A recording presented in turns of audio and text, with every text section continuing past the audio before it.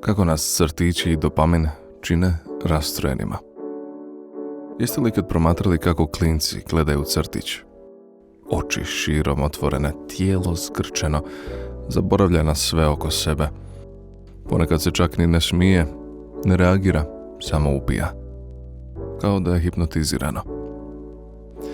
Zašto većina današnjih crtića zvuči kao da svi imaju kolektivan napadaj panike? I još važnije, zašto ih djeca toliko vole? Možda misliš da je odgovor, pa to je ono što djeci paše, zar ne? Njima je to zanimljivo. Ali što ako nije? Danas nećemo samo zaviriti dublje u to kako funkcionira dječji mozak i kako sadržaj koji im serviramo mic po mic određuje njihovo nošenje sa životom. Nego, zašto se to događa čak i odraslima? Zašto smo i mi odrasli nekad, možda i vrlo često, gori od sve djece? Djeca ne biraju ono što vole, ono što im se nudi, ona zavole. Ne govori se često o tome, ali djeca nisu pasivni promatrači.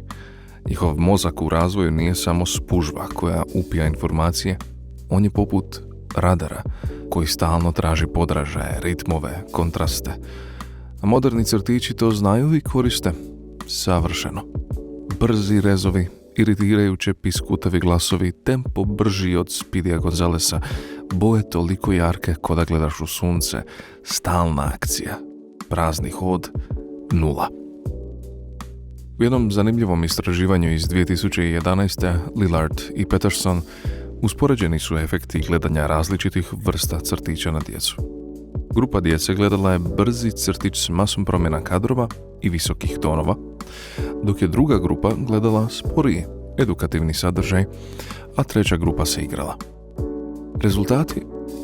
Djeca koja su gledala brzi crtić imala su značajno slabije rezultate na testovima izvršnih funkcija odmah nakon gledanja, što uključuje pažnju, planiranje i samokontrolu.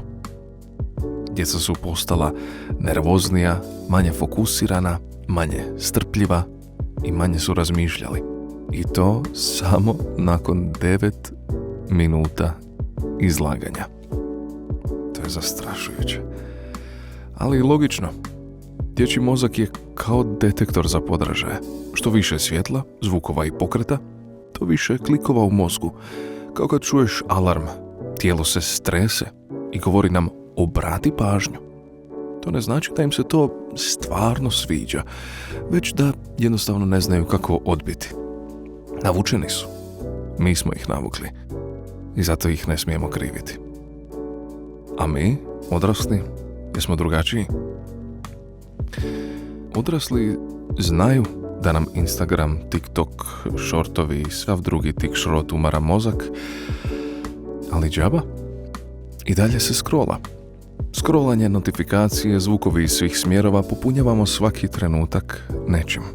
Uvjetovani smo na isti način. Biramo više, brže, glasnije, intenzivnije. Čak i kad nas to kasnije emocionalno iscrpi. Zato nam je teško čitati knjigu, uživati u sporijem dijelu filma, sjediti u tišini, pratiti spor razgovor. Mozak bira vatromet, ne zvijezde. I tu nastaje problem.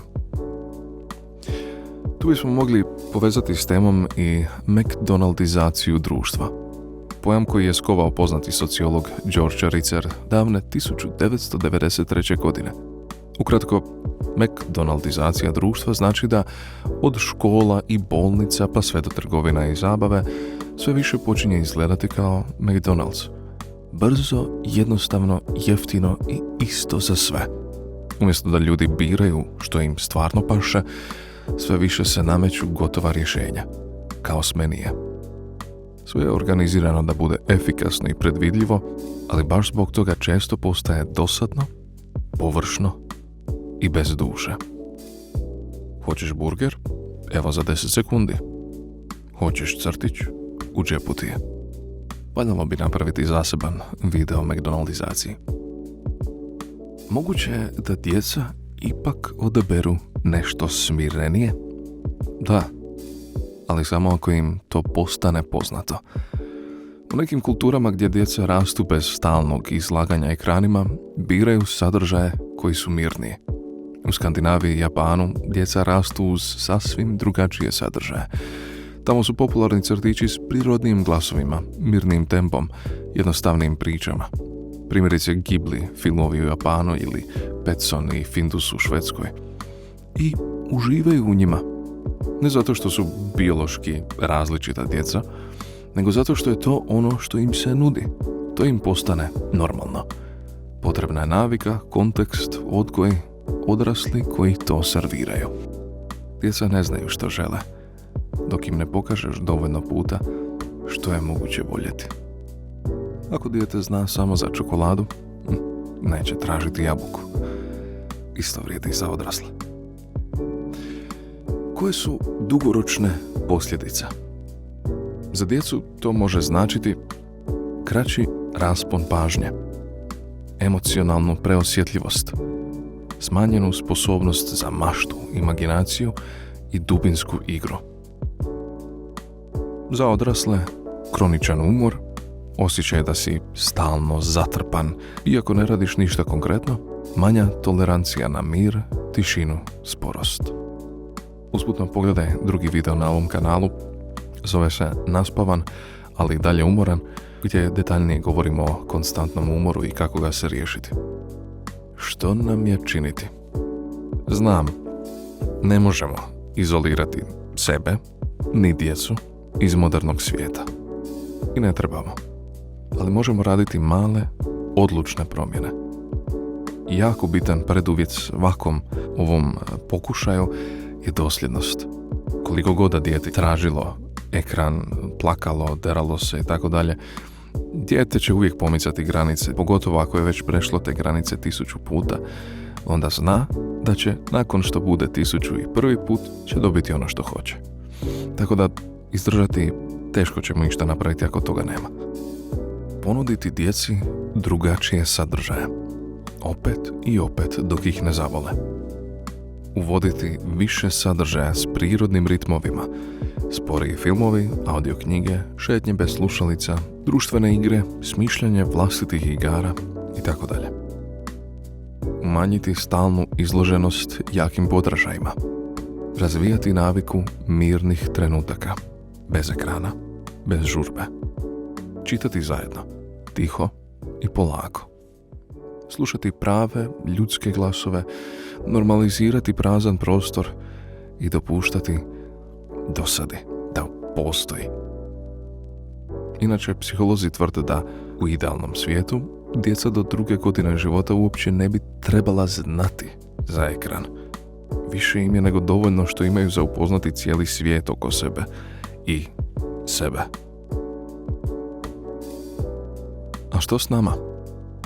Slična stvar. I vjerojatno svi već znamo što treba, samo je potrebno pokrenuti se. Ponekad umjesto još jedne epizode, prošeći u tišini. Ponekad umjesto provjeravanja notifikacije, duboko udahni. Ponekad umjesto da popuniš prazninu riječima, pusti tišinu da kaže svoje. Ponekad umjesto da pošalješ još jedan emotikon, nazovi. Ponekad umjesto da sve fotografiraš, fotografiraj očima. Ponekad kad odeš na kavu, ostavi mobitel u autu ili barem u potpunosti isključi zvuk. Kad sjediš u autobusu, tramvaju, pogledaj ljude oko sebe. Primijeti sitnice vani, kako se mijenjaju. Kad vidim hranu koja je blago počela truliti u frižideru, odmah krenem razmišljati, vjerojatno je bolje da to ne pojedem. A kad hrani mozak, jadan ne dobije ni nego pojede sve iz spoda i iz kante. Dakle, istina, možda će djeca gotovo uvijek birati eksplozivan sadržaj, ali čemu onda mi služimo? Ne to utičnicu, ne luduj okolo, puj to blato. Evo, drago moje, malo droge. Nije lako, ali moguće je. Mozak se mijenja, navike se mijenjaju. Osjećaj mira se može ponovno naučiti. Ne brzo, ne eksplozivno, nego tiho, neprimjetno. Mic po mic. Mir. I možda je upravo to ono što svima nama danas najviše treba.